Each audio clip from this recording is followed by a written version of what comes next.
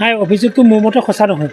তাৰমানে কেলৈ মই যেতিয়া অফিচিয়েল প্ৰচিডিঅ'ৰ মতে এছিষ্টেণ্ট ইঞ্জিনিয়াৰ বিল দিছে আৰু একাউণ্টেণ্টে ফাইল পুট আপ কৰিছে, মই সেইমতে পইচা উলিয়াইছোঁ, তাত মই কোনো জড়িত নাই। মই ব্যক্তিগতভাৱে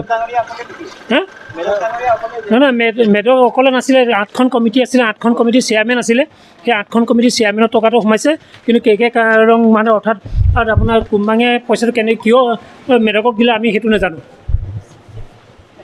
বন্ধুসকল, যোৱা 11 মাৰ্চ 2024 জনজাতি উন্নয়ন খণ্ড কংচেলেক খণ্ড বিষয়াৰ আদৰ্শ অংগনবাড়ী ঘৰ নিৰ্মাণ কেলেংকাৰীত জড়িত হৈ 11 মাৰ্চ তাৰিখে ৰাজু মাধৱক গ্ৰেপ্তাৰ কৰা হৈছিলে আৰু সেইমতে এতিয়াও বিচাৰাধীন অৱস্থাত আছে।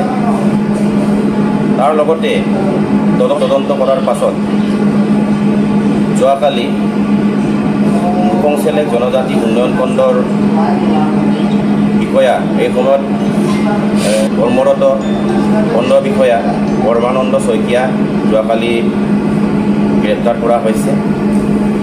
তাৰ কাৰণে পুলিচ প্ৰশাসনক ধন্যবাদ জ্ঞাপন কৰিছোঁ। আৰু যিকেইজন ব্যক্তি এই নিৰ্মাণ কেলেংকাৰীত জড়িত হৈ আছে সেইকেইজনকো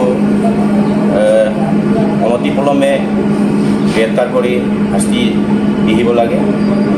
আৰু অতি পৰিতাপৰ বিষয় যে শ্ৰী ৰাজু মাধৱ ডাঙৰীয়াই এই কেলেংকাৰীত, এই গৃহ নিৰ্মাণৰ কেলেংকাৰীত জড়িত হৈও এতিয়া নিজক, পৰিতাপৰ বিষয় যে নিজক এই জাতীয় সংগঠনক যি আবুল তাবুল গায়, যি নিশা বুলি নিজক পৰিচয় দি সভা সমিতি পাতি আছে, তাৰ কাৰণে অতি সোনকালে এখেতক দোষী কৰায়ত্ব কৰি উচিত শাস্তি দিব লাগে বুলি আমি দাবী জনাইছোঁ। ইয়াতে আমাৰ 54 লাখ টকাৰ কেলেংকাৰী হৈছে আৰু এতিয়া ন তথ্য এতিয়া অহাৰ আশা আছে। যিহেতু যোৱাকালি আমাৰ পৰমানন্দ শইকীয়াক যোৱাকালি কৰায়ত্ব কৰিছে। তাতে আমাৰ ৰাজু মাধৱ ডাঙৰীয়াই য'ত পইচা লেনদেন হৈছে সেই বিষয় লৈও এতিয়া কিছু কথা ওলাই পৰিছে। তাৰ কাৰণে আমি খুব কম সময়ৰ ভিতৰত আমি জ্ঞাত হ'ম ক'ত কিদৰে এই কেলেংকাৰী হৈছিলে, কেনে ধন আত্মসাত কৰিছিলে।